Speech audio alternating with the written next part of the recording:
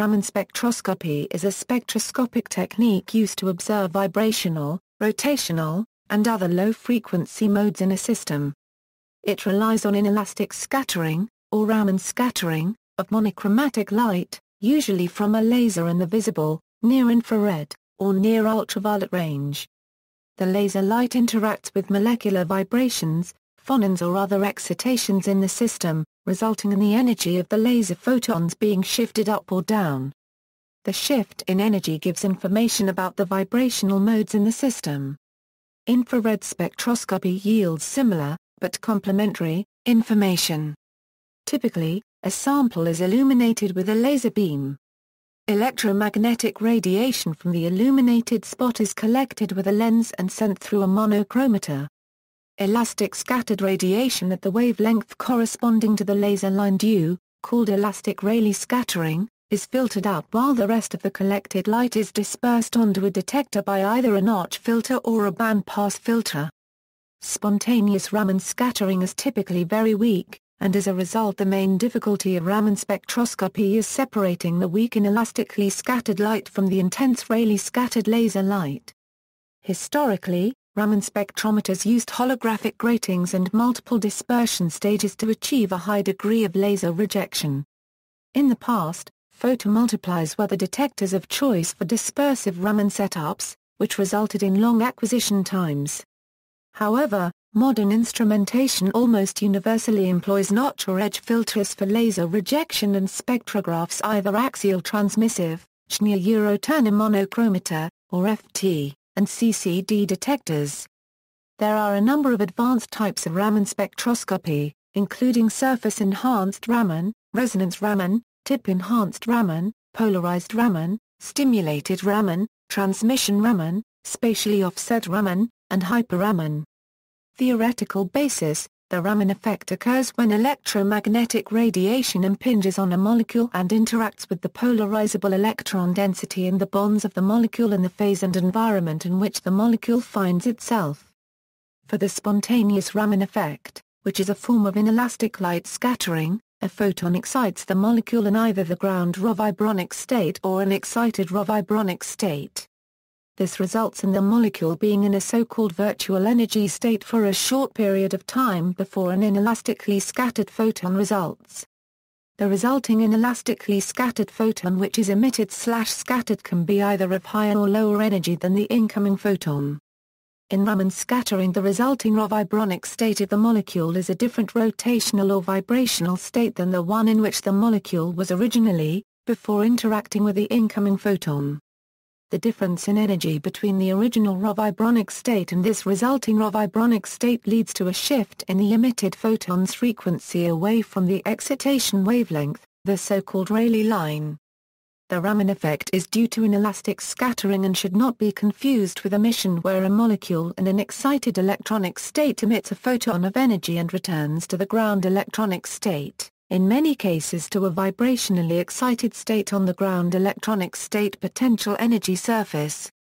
If the final vibrational state of the molecule is more energetic than the initial state, the inelastically scattered photon will be shifted to a lower frequency for the total energy of the system to remain balanced. This shift in frequency is designated as a Stokes shift. If the final vibrational state is less energetic than the initial state, then the inelastically scattered photon will be shifted to a higher frequency, and this is designated as an anti-Stokes shift. Raman scattering is an example of inelastic scattering because of the energy and momentum transfer between the photons and the molecules during the interaction. Rayleigh scattering is an example of elastic scattering. The energy of the scattered Rayleigh scattering is of the same frequency as the incoming electromagnetic radiation. A change in the molecular electric dipole electric polarizability with respect to the vibrational coordinate corresponding to the vibronic state is required for a molecule to exhibit a Raman effect. The intensity of the Raman scattering is proportional to the electric dipole polarizability change. The Raman spectra is dependent on the vibronic states of the sample. This dependence on the electric dipole polarizability derivative differs from infrared spectroscopy, where the interaction between the molecule and light is determined by the electric dipole moment derivative, the so-called atomic polar tensor. This contrasting feature allows one to analyze transitions that might not be IR active via Raman spectroscopy, as exemplified by the rule of mutual exclusion in centrosymmetric molecules. Bands which have large Raman intensities in many cases have weak infrared intensities and vice versa. For very symmetric molecules, certain vibrations may be both infrared and Raman inactive. In those instances, one can use a technique with inelastic incoherent neutron scattering to determine the vibrational frequencies. The selection rules for inelastic incoherent neutron scattering are different from those of both infrared and Raman scattering. Hence the three types of vibrational spectroscopy are complementary, all giving in theory the same frequency for a given vibrational truncheon, but the relative intensities giving different information due to the types of interaction between the molecule and the electromagnetic radiation for infrared and Raman spectroscopy and with the neutron beam for IINS. History: although the inelastic scattering of light was predicted by Adolf Smykel in 1923, it is not until 1928 that it was observed in practice. The Raman effect was named after one of its discoverers, the Indian scientist Sir C. V. Raman, who observed the effect by means of sunlight. Raman won the Nobel Prize in Physics in 1930 for this discovery accomplished using sunlight, a narrow-band photographic filter to create monochromatic light, and a crossed filter to block this monochromatic light. He found that a small amount of light had changed frequency and passed through the crossed filter. Systematic pioneering theory of the Raman effect was developed by Czechoslovak physicist George Plaček between 1930 and 1934. The mercury arc became the principal light source, first with photographic detection and then with spectrophotometric detection. In the years following its discovery, Raman spectroscopy was used to provide the first catalogue of molecular vibrational frequencies. Originally, heroic measures were required to obtain Raman spectra due to the low sensitivity of the technique. Typically, the sample was held in a long tube and illuminated along its length with a beam of filtered monochromatic light generated by a gas discharge lamp. The photons that were scattered by the sample were collected through an optical flat at the end of the tube. To maximize the sensitivity, the sample was highly concentrated and relatively large volumes were used. Consequently, the use of Raman spectroscopy dwindled when commercial IR spectrophotometers became available in the 1940s. However, the advent of the laser in the 1960s resulted in simplified Raman spectroscopy instruments and also boosted the sensitivity of the technique. This has revived the use of Raman spectroscopy as a common analytical technique. Raman shifts are typically reported in wave numbers, which have units of inverse length, as this value is directly related to energy. In order to convert between spectral wavelength and wave numbers of shift in the Raman spectrum, the following formula can be used. Where is the Raman shift expressed in wave number, I0 is the excitation wavelength, and I1 is the Raman spectrum wavelength. Most commonly, the unit chosen for expressing wave number in Raman spectra is inverse centimeters. Since wavelength is often expressed in units of nanometers, the formula above can scale for this unit conversion explicitly, giving.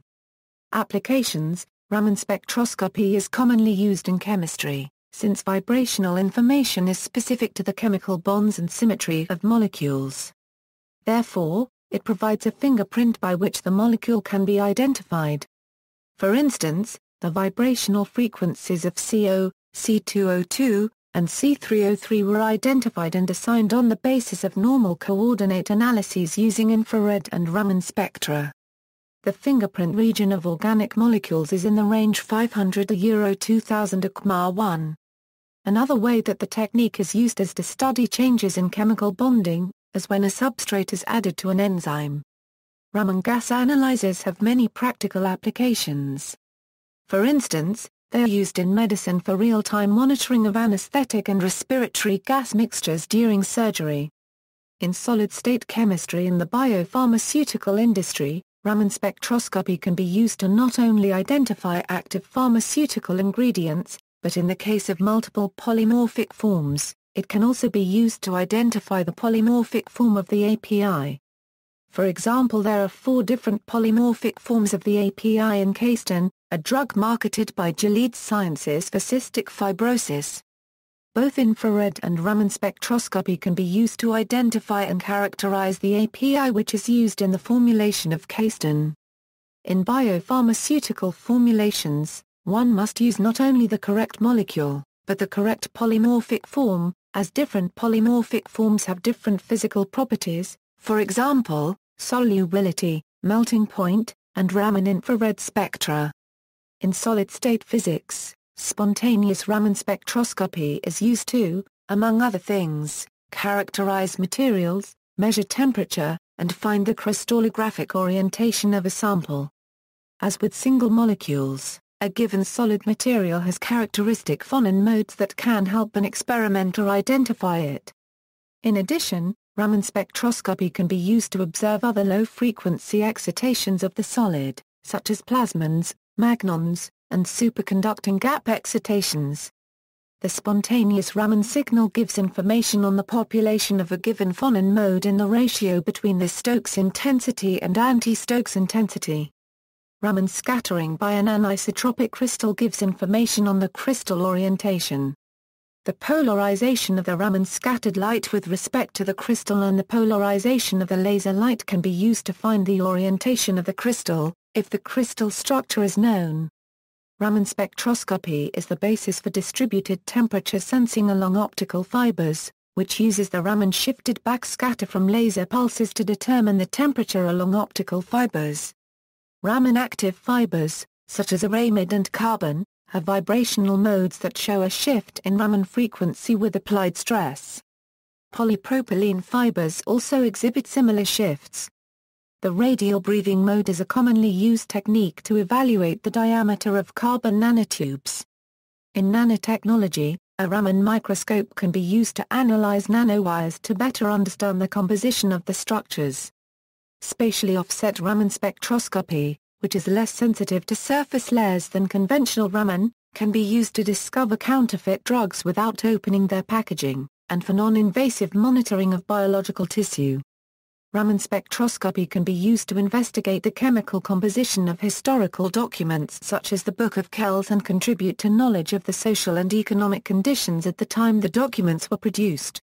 This is especially helpful because Raman spectroscopy offers a non-invasive way to determine the best course of preservation or conservation treatment for such materials. Several research projects demonstrated usage of Raman spectroscopy as a means to detect explosives using laser beams from safe distance. Raman spectroscopy has also been used to confirm the prediction of existence of low-frequency phonons in proteins and DNA, greatly stimulating the studies of low-frequency collective motion in proteins and DNA and their biological functions. Raman reporter molecules with olefin or orcan moieties are being developed to allow for tissue imaging with SERS-labeled antibodies. Microspectroscopy. Raman spectroscopy offers several advantages for microscopic analysis. Since it is a scattering technique, specimens do not need to be fixed or sectioned. Raman spectra can be collected from a very small volume. These spectra allow the identification of species present in that volume. Water does not generally interfere with Raman spectral analysis. Thus, Raman spectroscopy is suitable for the microscopic examination of minerals, materials such as polymers and ceramics, cells, proteins and forensic trace evidence. A Raman microscope begins with a standard optical microscope, and adds an excitation laser, a monochromator, and a sensitive detector, or photomultiplier tube. FT Raman has also been used with microscopes. Ultraviolet microscopes and UV-enhanced optics must be used when a UV laser source is used for Raman microspectroscopy.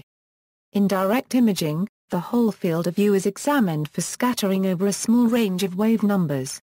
For instance, a wave number characteristic for cholesterol could be used to record the distribution of cholesterol within a cell culture. The other approach is hyperspectral imaging or chemical imaging, in which thousands of Raman spectra are acquired from all over the field of view. The data can then be used to generate images showing the location and amount of different components. Taking the cell culture example, a hyperspectral image could show the distribution of cholesterol, as well as proteins, nucleic acids, and fatty acids. Sophisticated signal and image processing techniques can be used to ignore the presence of water, culture media, buffers, and other interference. Raman microscopy, and in particular confocal microscopy, has very high spatial resolution. For example, the lateral and depth resolutions were 250 nm and 1.7 AA micrometer, respectively, using a confocal Raman microspectrometer with the 632.8 nm line from a helium-neon laser with a pinhole of 100 AA micrometer diameter. Since the objective lenses of microscopes focus the laser beam to several micrometers in diameter, the resulting photon flux is much higher than achieved in conventional Raman setups. This has the added benefit of enhanced fluorescence quenching. However, the high photon flux can also cause sample degradation, and for this reason some setups require a thermally conducting substrate in order to mitigate this process. By using Raman microspectroscopy, in vivo time and space resolved Raman spectra of microscopic regions of samples can be measured. As a result, the fluorescence of water, media, and buffers can be removed. Consequently, in vivo time and space resolved Raman spectroscopy is suitable to examine proteins, cells and organs. Raman microscopy for biological and medical specimens generally uses near-infrared lasers.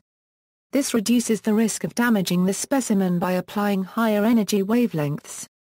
However, the intensity of NIR Raman is low, and most detectors require very long collection times. Recently, more sensitive detectors have become available, making the technique better suited to general use. Raman microscopy of inorganic specimens, such as rocks and ceramics and polymers, can use a broader range of excitation wavelengths.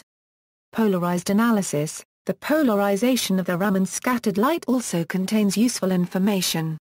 This property can be measured using polarized laser excitation and a polarization analyzer. Spectra acquired with the analyzer set at both perpendicular and parallel to the excitation plane can be used to calculate the depolarization ratio. Study of the technique is useful in teaching the connections between group theory, symmetry, Raman activity, and peaks in the corresponding Raman spectra. The spectral information arising from this analysis gives insight into molecular orientation and vibrational symmetry. In essence, it allows the user to obtain valuable information relating to the molecular shape, for example in synthetic chemistry or polymorph analysis.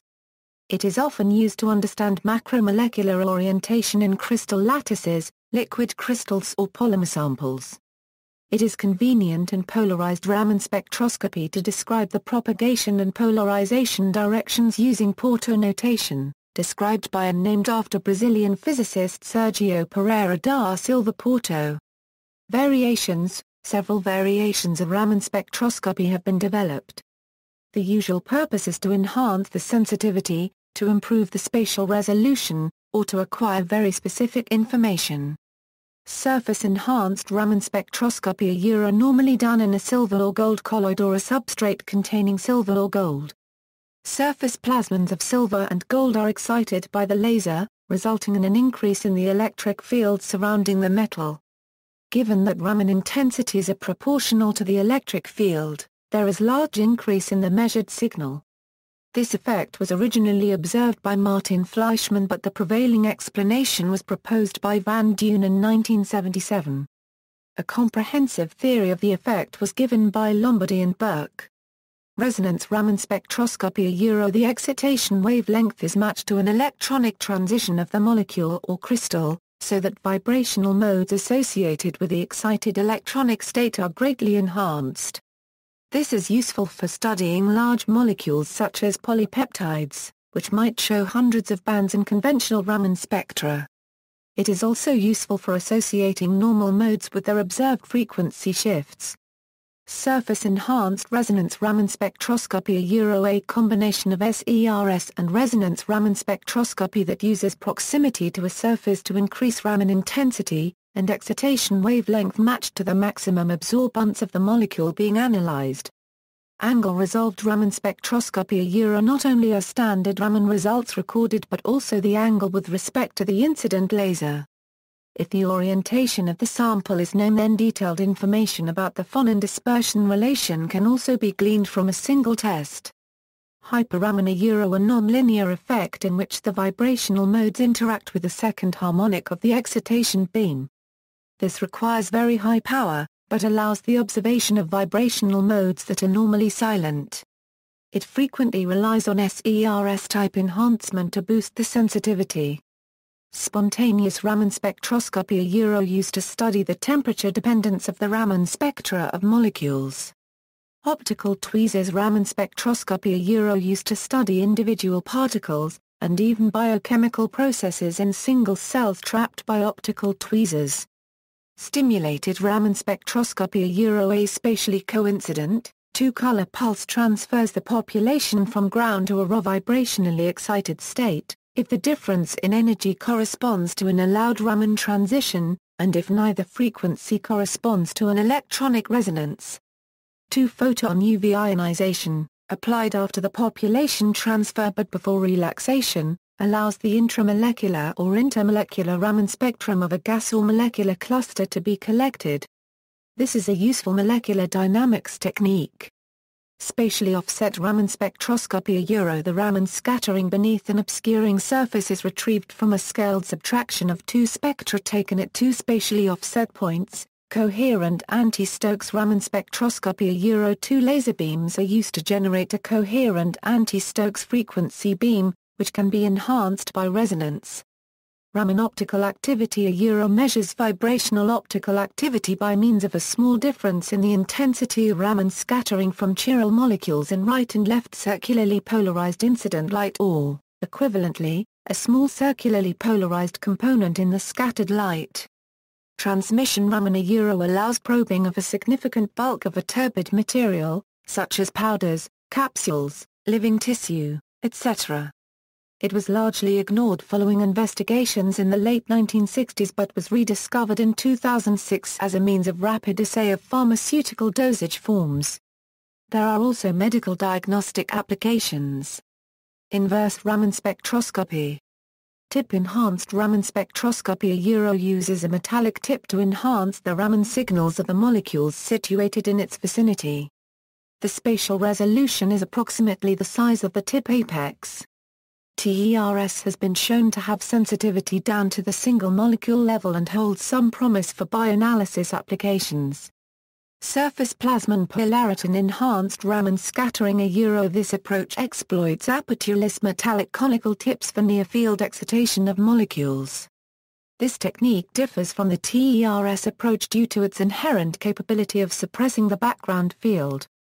In fact, when an appropriate laser source impinges on the base of the cone, a TMO mode can be locally created, namely far away from the excitation spot. The mode can propagate along the tip without producing any radiation field up to the tip apex where it interacts with the molecule. In this way, the focal plane is separated from the excitation plane by a distance given by the tip length, and no background plays any role in the Raman excitation of the molecule. See also, Raman microscope, references. External links, Raman spectroelectrochemistry. This application note discusses Raman spectroscopy and its combination with electrochemical techniques. Do It POMIS Teaching and Learning Package, Raman spectroscopy, an introduction to Raman spectroscopy, aimed at undergraduate level. An introduction to recent advances and current areas of development in biomedical Raman spectroscopy. Raman spectroscopy is a diagnostic tool. Analyst, 2013, 138, 3871-3884.